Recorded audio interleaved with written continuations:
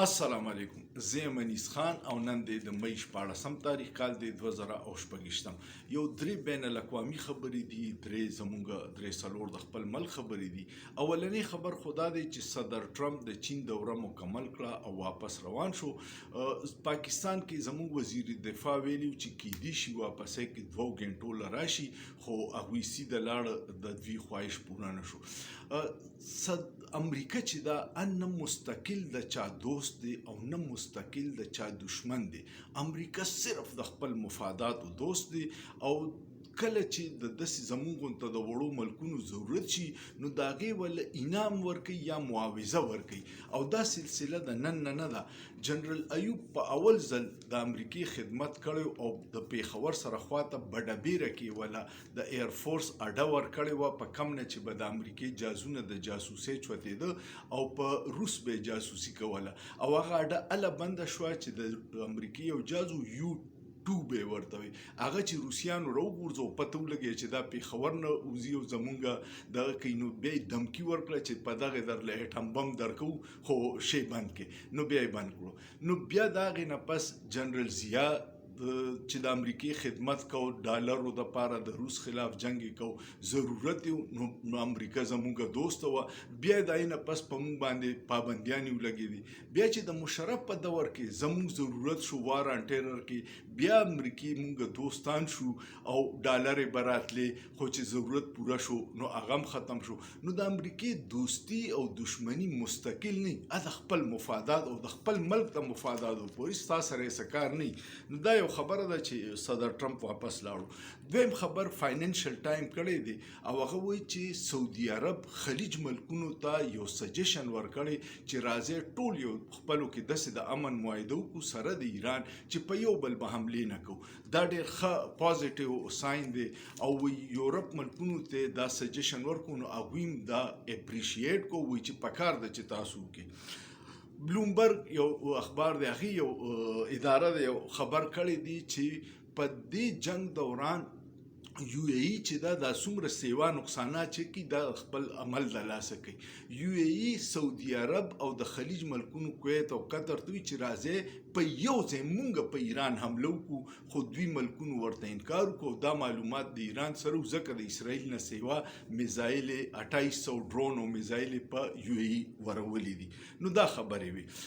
پاکستان کې تاسو ته پته ده چې عجیبه عجیبه شیزونه کیږي. 28 ترمیم یو شکل راښکاره کیږي. اوس پکې صحافیان وایي چې یو شک دام شامل دی چې د عمر حد د ووټر د 18 نه 25 سال کې دا خالص مخلص د عمران خان په وجه کوي، ځکه ریاست ته پته ده چې مونږ هر څه وکړو، خو ځوانان اوس هم د هغه سره دي. نو اوس د حق د ووټ حق لري. مخکې دا وه چې په الیکشن کې به وشو، خو اوس سره دا وي، خو دا منصوبه به هم ناکامه وي، ځکه چې والدین باندې د دې ماشومان به وایي چې مونږ نه خو د ووټ حق واخیستو، خو تا مور پلار ته وایي چې ته به عمران خان له ورکړې، بیا به څه کوي. نو کم اقدامان چې د عوامو د ملک د مفاد نه، د ذاتي شخصیاتو د مفاد یا د یو شخص په دشمنۍ کې نقصان دی د ملک دپاره. بل پکې د گورنر راج د اختیار چې د پارلیمنت نه علي او آئیني عدالت دی ورکوي، دا هم خالص مخلص د صوبې سرحد د حکومت باندې یو یره ساتلو دپاره دی. نو دا صورتحال دی. بل یو عجیبه کار کړی دی، یو خو پیپلز پارټي باندې پینکی انمول پرېښې ده، دا صرف د 28 ترمیم دپاره دی. د دې نه مخکې ایانلي وه، هغې څه چلو شو، کیس چا سزا ورکړه؟ نه، دا صرف وقتي طور د پریشر دپاره چې ګورستان هم به پکې هم راشي او وکړي. بل طرف په آسما چودري دا یو ښه انکره ده، د هغې یوټیوب چینل له سابقه سیکرټري الیکشن کمیشن کنور دلشاد انټرویو ورکړی او ګورې ډېره دلچسپه ده. کنور دلشاد همیشه د طاقتورو خلکو چې څه خبره راتلو والي د هغې مخکې بیانیه جوړي. نو هغه ووایي چې ما محترم آرمي چیف صاحب ته ویلي دي چې ته داسې چلو که چې ځان صدر کا او داسې صدر مه جوړېږه. دا په هغې انټرویو کې وایي څنګه عارف الوي یا ممنون حسین ته د جنرال ایوب په شانتې په ورده کې صدر منتخب که ځانه، او جنرال ایوب چې و نو د نیپال او د برما فیلډ مارشل، نو دغسې اختیار والا صدر ځان منتخب کا. دا یو بیا وي چې د پیپلز پارټۍ یا د بلاول حالات خو ډېر نازک دي ځکه چې صدر زرداری بیمار دی نو چې لړ شي نو زموږ آرمي چیف صاحب به راشي او کو پیپلز پارټي چیړ چاړ کوي نو هغه یو ټیکنیکل دغه وي چې په دې کې به بلاول نااهله شي د بلاول د یو پیپلز پارټي پی رجسټرډ دا داغه هغه چیرمن دی او کوم چې دا په پارلیمنت کې دی د دې پارټي چې دا د پیپلز پارټي پاکستان پیپلز پارټي پارلیمنټیرین دی کې سلور پیګان دي د دې چې دی نو بلاول وایس چیرمن دی نو وایي چې په الیکشن اکټ کې دا ممکنه نه ده چې د یو سړی دی د دوو پارټو عہدیداري نو په دې ټیکنیکل ګراوند باندې فارغ شي دا صرف دمکیانې دي کو چې 28 ترمیم کې پیپلز پارټي مزاحمت کوي نو دا ورسره هم کولی شو نو دا ډېر صورتحال روان دی IMF چې راغلی موږ د دنیا فیصلې کوو IMF زموږ بجټ جوړي نو IMF اوس 11 شرطونه حکومت ته وی چې دا ومنې نو چې نور بیا پیسې درکو او ټوټل دا وی شرطونه چې دی 55 شو چې اوسه پورې حکومت منلی نو دا یو صورتحال دی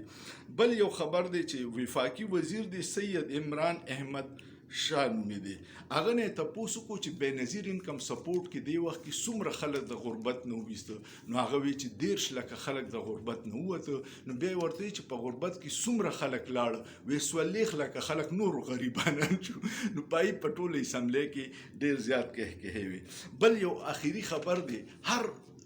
عروج له زوال دی او هر فرعون له زوال دی او دا غي مثال دا دی چې جنگ اخبار یو ډیر مشهور اخبارو چې دا په 14 اکتوبر 1947 میر خلیل الرحمن شروع کړو او جنگ بهترین اخبارو او هغه چې کله پلار یو د میر شکیل الرحمن نو هغه به صحافت کو چې کله میر شکیل صاحب راغی د په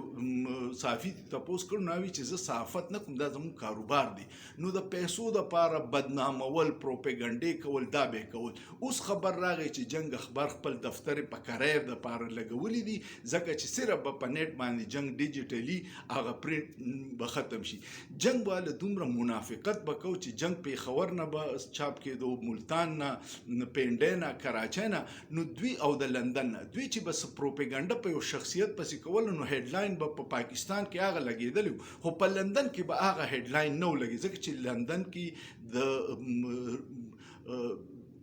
دی قوانین ډیر سخت دي کو تا چا پسې غلط خبر ورکو او بیا به سره ثبوت نو د کروڑونو پاوند جرمانه به نو په لندن کې به هغه هډلاین نه لګو کم چې به دلته د خلکو بدنامي کول ځکه چې پاکستان کې خو آئین قانون شته او کو کیسوم کې نو 50 کال کې سر ته نه رسی نو دغه